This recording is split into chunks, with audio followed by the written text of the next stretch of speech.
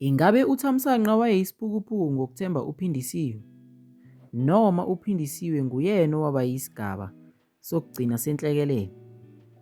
Namuhla siphula phansi umlingiswa nomlingiswa encwadini ethi Ubhuku Lwamanqe. Asingene endabeni.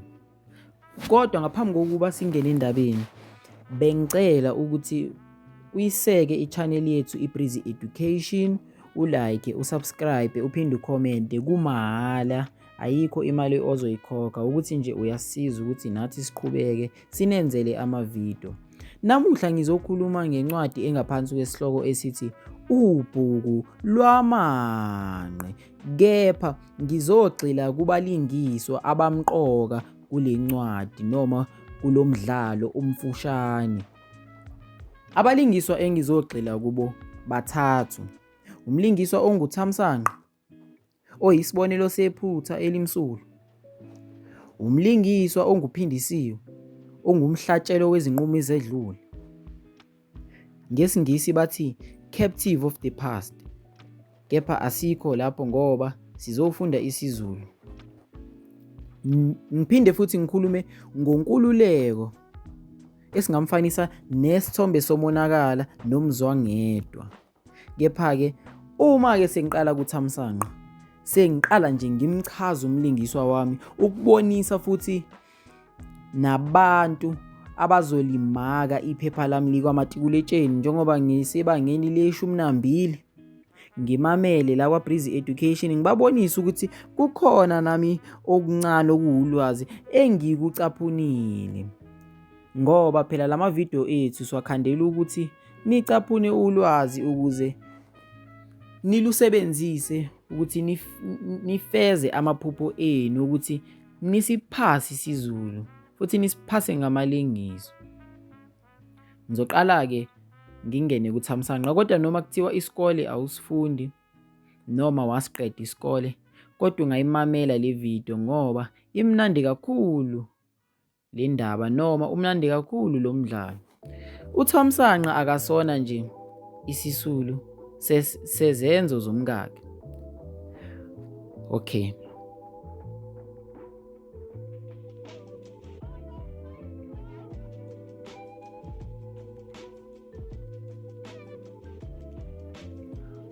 Uma sesikhuluma ngokujula noma ngenjulo yomlingiswa onguThamsanqa, uThamsanqa ulo hlobo lomlingiswa obhalwe ngendlela ekhombisa isimo somuntu othembekayo kakhulu, futhi othandwa ngabantu, futhi othembela kakhulu kubantu abathandayo.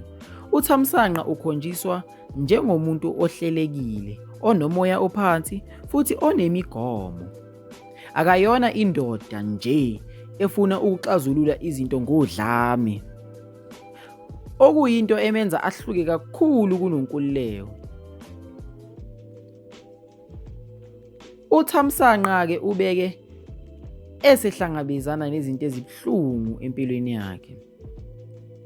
Uma thina singabafundi balencwadi sibe nokumzwela uThamsanqa, ngoba zonke lezi zinto ezimbi ezimehlakalelayo azimfanele. Unkosikazi wakhe uThamsanqa, uPhindisiwe, wamqambela amanga, akamtshelanga lonke iqiniso. Umonakalo omkhulu kaThamsanqa ukuthi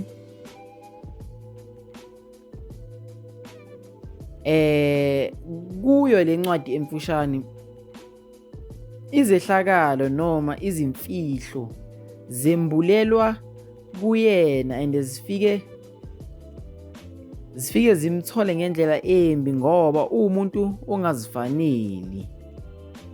Kuba buhlungu kuyena ngoba nje azimfaneli yena lezo zehlakalo ngoba umuntu olungile. Yena nje uyindoda ezamayo ngakho konke ukuthi yakhe ikhaya lakhe, ijabulise unkosikazi, futhi nje ibe yisisekelo sekhaya.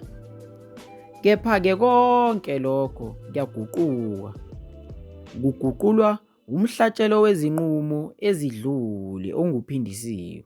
Uphindisiwe singasho ukuthi umlingiswa omubi kodwa aphinde abe umlungisi omuhle. Akayena umlingiswa omubi ngokuphelele.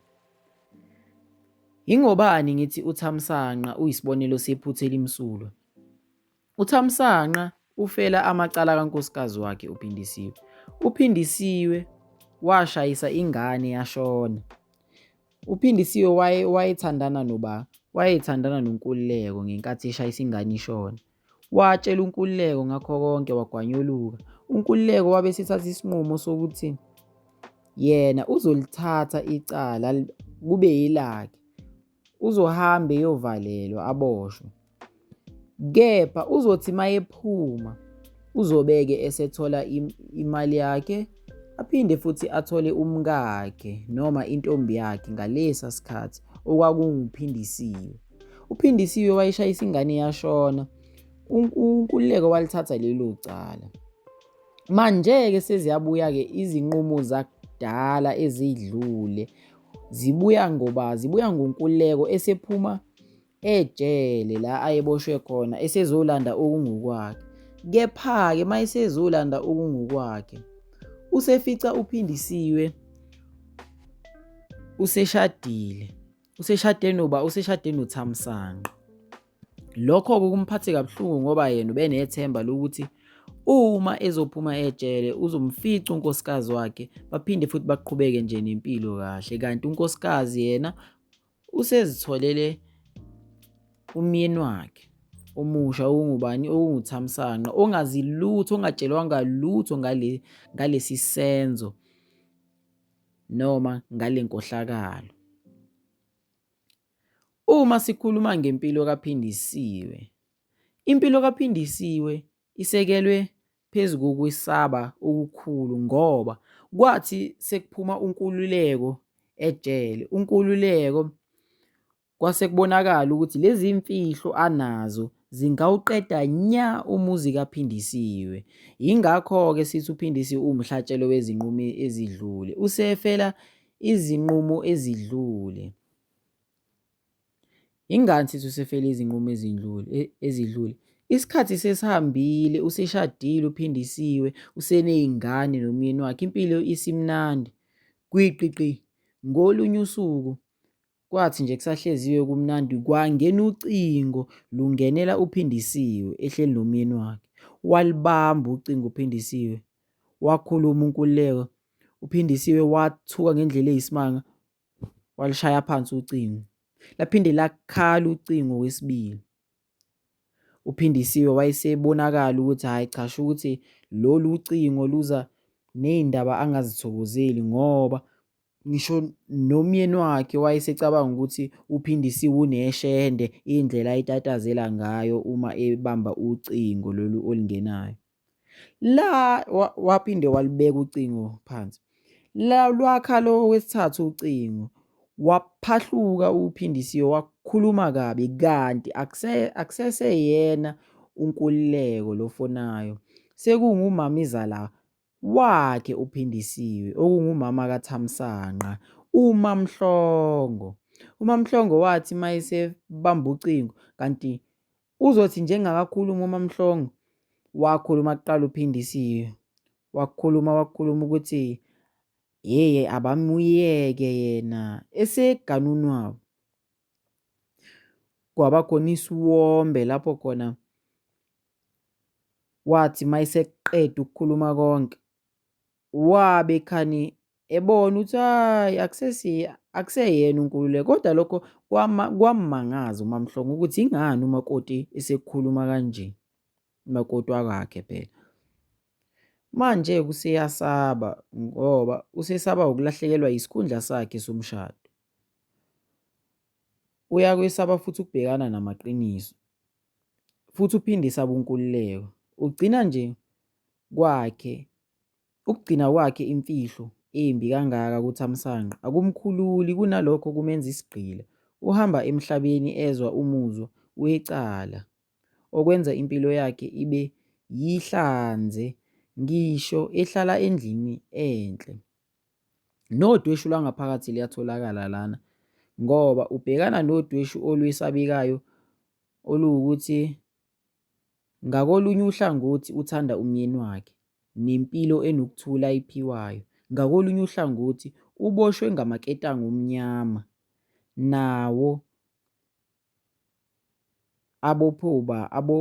aboshwe unkululeko.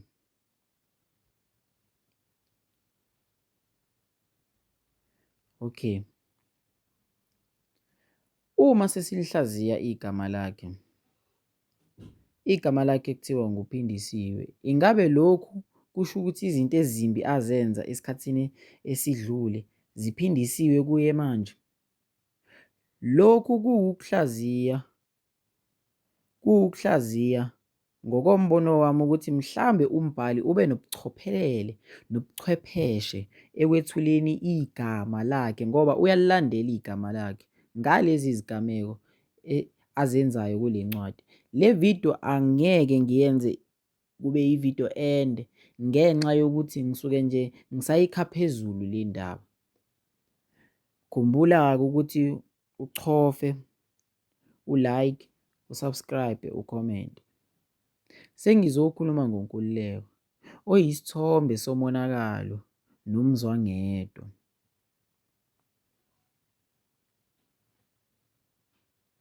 uNkululeko akayena nje isiqwi esijwayelekile, u-opharetha njenge-parasite ngesiLungu, okuyisishoshozeli esiphila ngegazi labanye.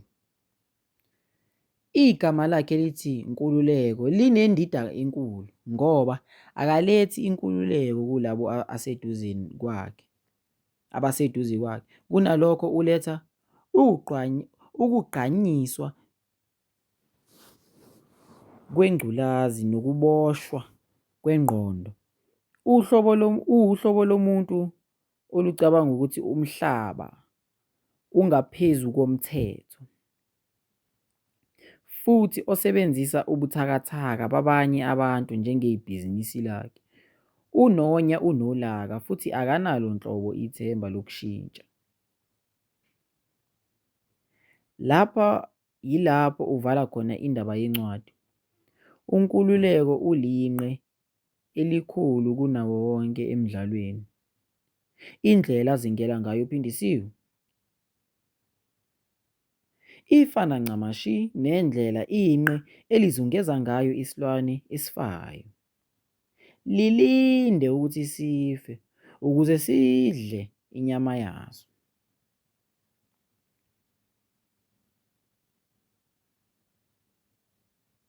Ukuzama kwakhe ukudala amanxiwa emizini yabantu kugcina kudale okwakhe umonakalo.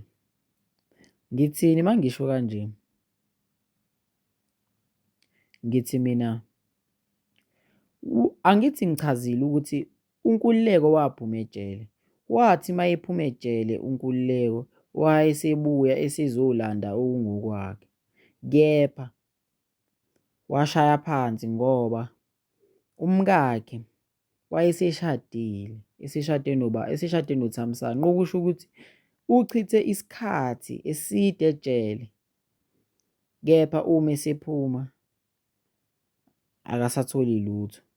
Angazi ukuthi wena ucabangani ngakho konke lokhu esengikushilo, kodwa ngiyaphinda futhi, ingabe uThamsanqa wayeyisiphukuphuku ngokuthemba uPhindisiwe? Noma uPhindisiwe nguyena owaba yisigaba sokugcina senhlekelele? Ngicela ukuzwa impendulo. Ngiyayivala le ndaba ngoba bengikha nje phezulu, ngisathi nje nqaphu lapho nalapho ukuthi nje ukuthi ukuyibamba nje phezulu emoyeni le ndaba, kepha sizophinde futhi sibuyele, isiyophinde ibonane kwelizayo isonto. Cela ungakhohlwa ukugxiviza u-like, u-subscribe, no-comment, no-share ukuze sisize abafundi bebanga le-12. Subscribe kwaBrizi Education. Ngiyabonga.